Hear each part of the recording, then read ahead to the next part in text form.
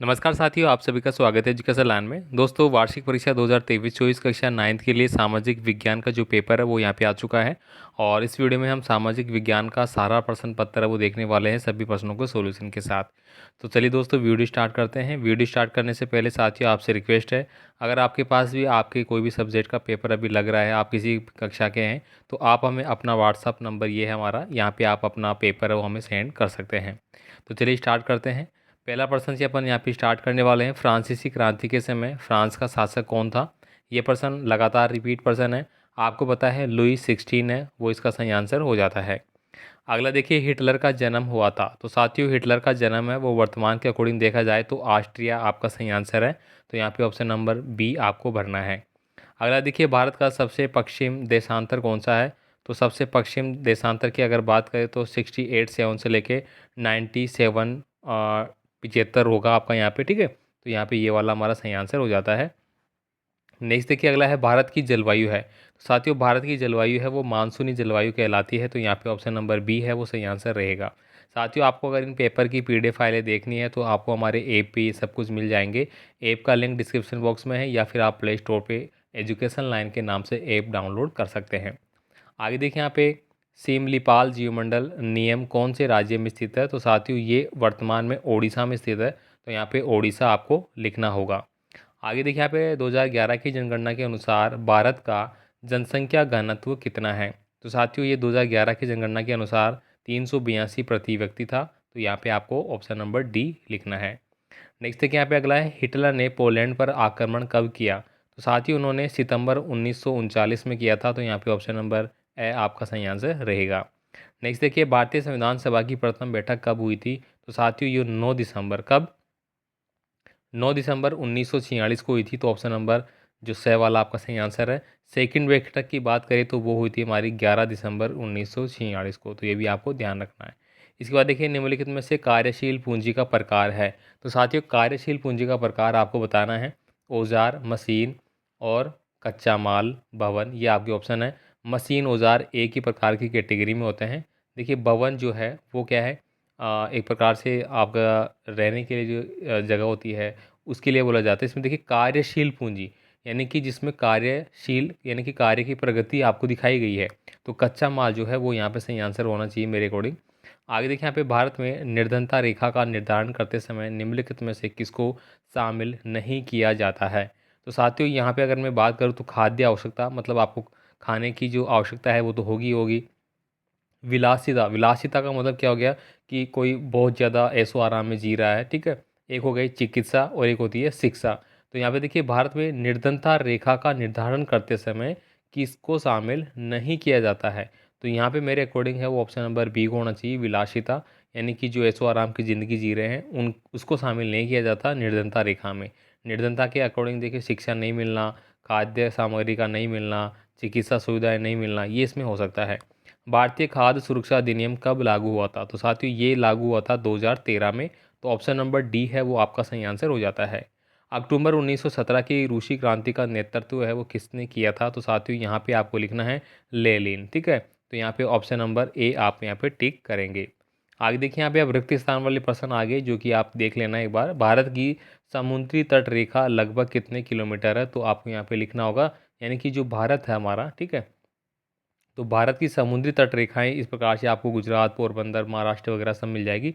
तो कितने किलोमीटर की है? शीत ऋतु में उत्तरी पूर्वी व्यापारिक पवनों से डैश डैश तट पर रक्षा होती है। देखिए, शीत ऋतु की बात करें, देखिए एक तो होता है हमारा मालाबार तट। कौन सा होता है? मालाबार तट। एक होता है जिसको अपन बोलते हैं तमिलनाडु का जो तट है, एक और दो तट हमारे, ठीक है। एक तो जिससे बारिश होती है आपकी ग्रीष्मकालीन की बारिश, यानी कि जो मानसून का आगमन होता है उससे। और एक होता है मालाबार तट, यानी कि यहाँ पे सर्दियों में जो बरसात होती है, आपने देखा होगा, जिसको अपन माउंट नाम भी दे देते हैं। तो उससे जो बारिश होती है उसका नाम बताना है। स्वतंत्रता के बाद खाद्यान्नों में डैश डैश होना भारत का लक्ष्य रहा है। इसके बाद देखिए, भारतीय संविधान लिखने वाली सभा में कितने सदस्य थे? ये यहाँ पे पूछा गया है। इसके बाद देखिए, संसद में राष्ट्रपति और यहाँ पे आप लिख सकते हैं लोकसभा, क्या लोकसभा और राज्यसभा, ठीक है। लोकसभा राज्यसभा आप लिखें कि इनसे मिलके क्या होता है, सदन का निर्माण होता है। यहाँ पे देखिए इंपीरियल फॉरेस्ट रिसर्च इंस्टीट्यूट की स्थापना 1906 में कहाँ पे हुई थी। औपनिवेशिक सरकार ने अपराधी जनजाति अधिनियम में क्या पारित किया था। अब आपके आते हैं अति लघुतात्मक प्रश्न, 10 प्रश्न होंगे 10 नंबर के। उत्पादन के कोई दो कार्य कारक आपको बताने हैं। तो उत्पादन के कारक के बारे में बात करें तो देखिए कृषि है वो भी उत्पादन का कार्य है, और इसके अलावा कच्चा माल है वो उत्पादन का कार्य है।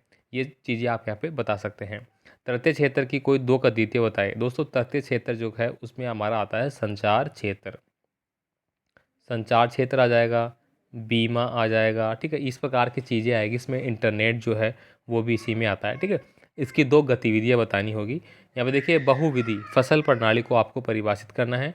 प्रायद्वीपीय भारत में पश्चिम की ओर बहने वाली दो नदियों का नाम आपको बताना है। तो पश्चिम की ओर देखिए पूर्व पश्चिम इधर बहने वाली नदियों के नाम बताने होंगे, ठीक है। इधर तो हो गया बंगाल की खाड़ी, इधर हो गया अरब सागर, मतलब अरब सागर में गिरने वाली नदियाँ बतानी है। जन्म दर को परिभाषित करना है। भारत में निर्धनता का आकलन किस संगठन के द्वारा किया जाता है। संविधान सभा के प्रथम अध्यक्ष कौन थे। तो दोस्तों यहाँ पे प्रथम अध्यक्ष पूछा गया है। तो प्रथम अध्यक्ष जो थे वो डॉक्टर सच्चिदानंद सिन्हा थे, जो कि अस्थायी थे।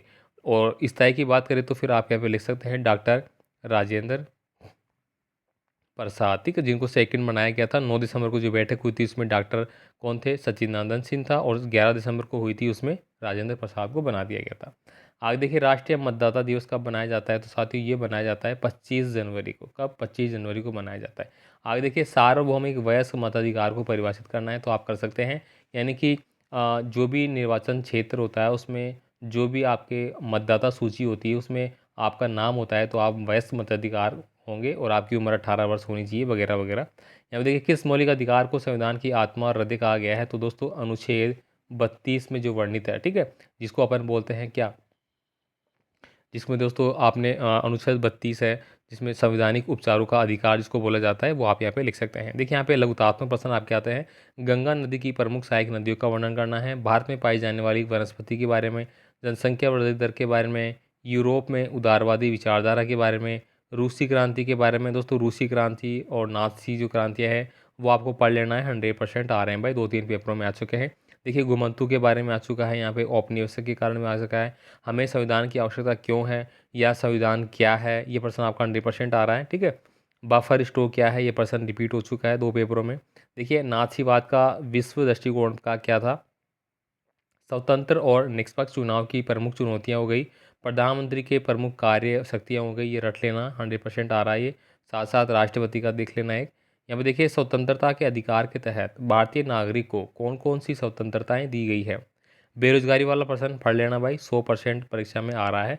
बेरोजगारी से क्या समझते हैं, प्रच्छन्न बेरोजगारी क्या हो गई, मौसमी बेरोजगारी क्या हो गई, शिक्षित बेरोजगारी क्या हो गई, ये पढ़ लेना भाई। इसके बाद देखिए भारत में निर्धनता का कारण हो गया। भारत के पूर्वी तट और पश्चिमी घाट में अंतर आपको बताना है, पूर्वी घाट पश्चिमी घाट। और ये भूभाग जो है भारत की आकृति की उस मैदानों का वर्णन आपको करना है। फ्रांसीसी क्रांति का बारे में हो गया, और 18वीं सदी के उत्तरार्ध में फ्रांस की समाज व्यवस्था का आपको उल्लेख करना है। यहाँ पे देखिए अगला है लोकतंत्र को परिभाषित करना है और विशेषताओं का वर्णन करना है। और लोकतांत्रिक व्यवस्था शासन की अन्य व्यवस्थाओं से बेहतर है, इसको आपको स्पष्ट करना है। अंतिम प्रश्न दोस्तों, भारत के मानचित्र में आपको कुछ स्थान पूछे गए हैं। पाक जल संधि, पाक जल संधि दोस्तों भारत और, ये भारत मान लीजिए हमारा, ठीक है, 2 मिनट के लिए। और यहाँ पे श्रीलंका लटका हुआ है, तो भारत और श्रीलंका को जोड़ने वाली जो संधि है वो पाक जल संधि होगी। सुंदरवन डेल्टा है जो पश्चिम बंगाल में होगा। मानेसराम जो है मेघालय की वादियों में स्थित है, जो यहाँ पे पहले सबसे ज़्यादा बारिश होती थी, ठीक है, अब ये सेकंड नंबर पे आता है, ठीक है। कच्छ की काड़ी, गंगटोक, ये आपको बताना होगा। तो ये पूरा पेपर मैंने बता दिया है। बाकी पेपर की पीडीएफ फाइलें हैं दोस्तों, जैसे जैसे जिस ज़िले के भी पेपर आ रहे हैं सबकी पेपर की पीडीएफ फाइलें ऐप पे आपको मिल जाएगी बिना कहे। आप वहाँ पे अपने हिसाब से जो भी पेपर देखना चाहते हैं वो आप देख सकते हैं, वो आपको मिल जाएगा, ठीक है। चलिए मिलते हैं अगले पेपर के साथ अगले वीडियो में। धन्यवाद।